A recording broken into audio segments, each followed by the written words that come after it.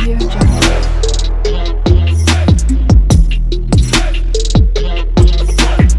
Audio Jungle. Hello అందరికీ welcome back to our channel Sai Shruti makeup and vlogs. ఈరోజు ఈ వీడియోలో టేస్టీ అండ్ హెల్తీగా కారప్పొడి రెసిపీని ఎలా చేయాలో చూద్దాం. ఇది ప్రిపేర్ చేసుకోవడానికి 2 టేబుల్ స్పూన్స్ ఆఫ్ ఆయిల్ వేసుకొని ఆయిల్ హీట్ అయిన తర్వాత అందులోకి 1 టేబుల్ స్పూన్ ఆఫ్ మినపగుళ్ళు అండ్ 1 టేబుల్ స్పూన్ ఆఫ్ శనగపప్పు వేసుకొని కొంచెం బ్రౌన్ షేడ్ వచ్చేంత వరకు ఫ్రై చేసుకోవాలి. ఇవి దూరగా వేగిన తర్వాత మనం తినే కారంని బట్టి 10 నుండి 15 మధ్యలో వెండుమిర్చి తీసుకొని యాడ్ చేయాలి. నేను ఇక్కడ మా టేస్ట్కి తగ్గట్టు ఒక 10 వెండుమిర్చి అయితే యాడ్ చేశాను. ఇవి కూడా కొంచెం ఫ్రై చేసుకోవాలి. దూరగా వేగిన తర్వాత కొంచెం గుమగుమల స్మెల్ వస్తున్నప్పుడు దీంట్లో 1 టేబుల్ స్పూన్ ఆఫ్ ధనియాలు, ఇంకా దీంట్లో ఆఫ్ మెంతులు, కావాలి అంటే జీలకర్ర ఇప్పుడైనా యాడ్ చేసుకోవచ్చు, లేదు అంటే లాస్ట్లో అయినా యాడ్ చేసుకోవచ్చు. ఇవి కూడా కొంచెం దూరగా వేగేంత వరకు వేంపుకోవాలి.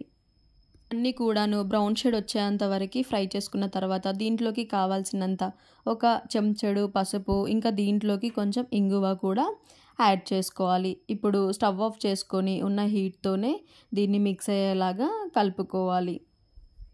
తీసుకున్న ఇంగ్రీడియంట్స్ అన్నీ కూడా డీప్ ఫ్రై అయ్యి కొంచెం బ్రౌన్ షేడ్ వచ్చిన తర్వాత దీంట్లోకి ఒక 2 కప్పుల కరివేపాకు అయితే తీసుకుంటున్నాను. నేను తీసుకున్న క్వాంటిటీని బట్టి.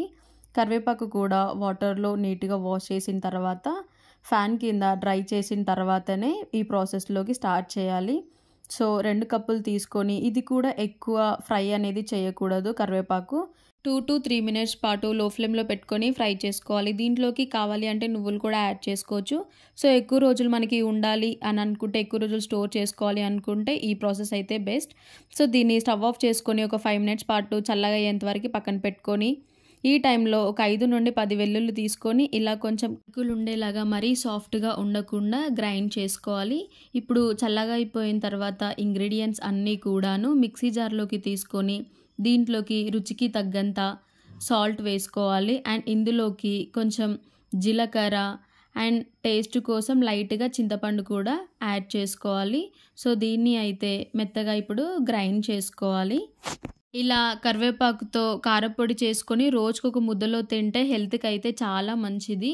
సో ఇలా గ్రైండ్ చేసి పెట్టుకున్న తర్వాత ఇంకో జార్లోకి తీసుకొని దీన్ని ఒక 1 మంత్ పాటు మనం స్టోర్ చేసుకొని తినొచ్చు. ఇప్పుడు మనం ఏదైతే వెల్లుల్లి తీసుకున్నామో అది కూడా పైన యాడ్ చేసుకొని తింటే టేస్ట్ అయితే చాలా బాగుంటుంది అండ్ హెల్త్కి కూడా చాలా మంచిది.